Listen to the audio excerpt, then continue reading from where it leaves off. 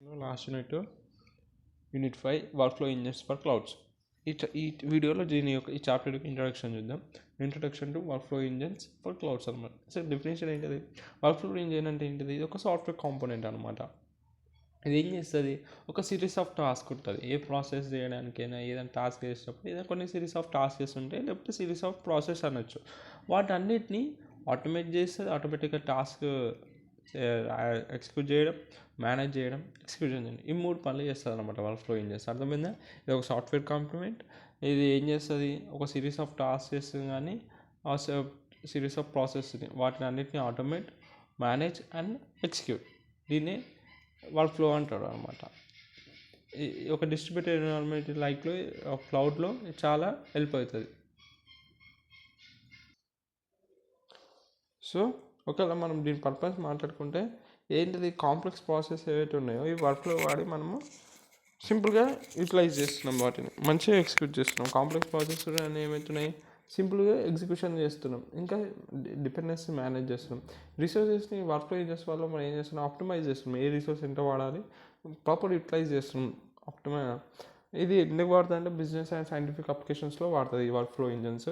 Okay, cloud కంటెక్స్ట్లో మాట్లాడుకుంటే మనము cloud మనకి స్కేలబుల్, ఎప్పుడు on demand, flexible services and resources provide చేస్తారు. ఎలాంటి రిసోర్సెస్, స్టోరేజ్ పరంగా అయినా, ప్లాట్ఫామ్ పరంగా అయినా, కంప్యూటర్ పరంగా డిఫరెంట్ టైప్స్ ఆఫ్ రిసోర్సెస్ మనకి ప్రొవైడ్ చేస్తుంది.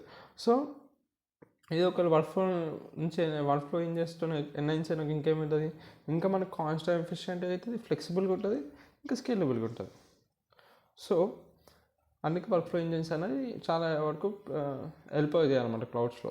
ఇక దీనికి ఉన్న కీ ఫీచర్స్ మనం ముందే మాట్లాడుకున్నాం. సిరీస్ ఆఫ్ టాస్క్ ఉంటాయి, వాటిని ఆటోమేట్ చేస్తుంది, ఇంకా రిసోర్సెస్ని ఎంత ప్రాపర్గా యూటిలైజ్ చేస్తుంది. అంటే రిసోర్సెస్ని ప్రొవైడ్ చేయడం కానీ, మేనేజ్ చేయడం కానీ, డీఅలొకేట్ చేయడం కానీ, అన్నిటిని ప్రాపర్గా యూజ్ చేస్తుంది వర్క్ఫ్లో ఇంజన్స్. ఇంకా ఏమైనా ఫాల్ట్ టాలరెన్స్ ఉంటే ఐడెంటిఫై చేసి తీసేస్తుంది. ఇంకా స్కేలబిలిటీ ఫీచర్ కూడా ఉంటుంది. ఇంకా డిస్ట్రిబ్యూటెడ్ ఎన్విరాన్మెంట్ సపోర్ట్ చేస్తుంది. యాక్చువల్లీ ప్యారలల్ ప్రాసెసింగ్లో కూడా సపోర్ట్ చేస్తుంది. ఒకవేళ క్లౌడ్ బెనిఫిట్స్ నుంచి మనం ఇంకోసారి మాట్లాడుకుంటే ఇది ఒక డైనమిక్ రిసోర్స్ అలొకేషన్. ఎందుకంటే ఇప్పుడు మనం ఇంతకుముందు చాప్టర్లో లాస్ట్ టాపిక్ చూసినాం, virtual machine migration in action అన్నాం. ఇన్ యాక్షన్ అంటే ఆ కొత్త అప్లికేషన్కి ఇంకా 10 వర్చువల్ మిషన్ కావాలంటే అప్పుడప్పుడు స్పాట్లో డైనమిక్గా వాడు 10 వర్చువల్ మిషన్స్ క్రియేట్ చేసి యూజింగ్ ఓపెన్ నెబులా మైగ్రేట్ అయింది. సో ఇట్లా డైనమిక్గా నువ్వు రిసోర్సెస్ని అలొకేట్ చేయొచ్చు. వర్చువల్ మిషన్ ఈజ్ రిసోర్సే కదా, క్లౌడ్ రిసోర్స్. అలా డైనమిక్ రిసోర్స్ అలొకేషన్ ఉండొచ్చు మనకు అడ్వాంటేజ్ క్లౌడ్. ఇంకా నువ్వు ఎంత వాడితే అంత పే చేస్తే సరిపోతుంది, ఎక్స్ట్రా పే చేయాల్సిన అవసరం, పే ఫర్ యూజ్ మోడల్. ఇంకా వర్చువలైజేషన్ సపోర్ట్ ఉంది. దీనివల్ల ఏమవుతుంది, ఒక వర్క్ లోడ్ ఈవెన్గా డిస్ట్రిబ్యూట్ అవుతుంది. ఒక ఏదైనా వర్చువల్ మిషన్ ఎక్కువ వర్క్ లోడ్ అయినాకో దాన్ని డైవర్ట్ చేయొచ్చు, వర్చువలైజేషన్ వాడి ఇంకో దానికి పంపచ్చు. కానీ ఛాలెంజెస్ వచ్చేసరికి ఏంటిది, మల్టిపుల్ యూజర్స్ ఉంటాయి కాబట్టి సెక్యూరిటీ అండ్ ప్రైవసీ ఇష్యూస్ వస్తాయి క్లౌడ్లో. ఇంకా కాంప్లెక్స్ డిపెండెన్సీ మేనేజ్ చేయడం కొంచెం కష్టం. ఇంకా క్వాలిటీ ఆఫ్ ఇప్పుడు కార్పొరేట్ క్లౌడ్ ప్రొవైడర్స్ ఉన్నారు, it may be Google, Amazon are Microsoft.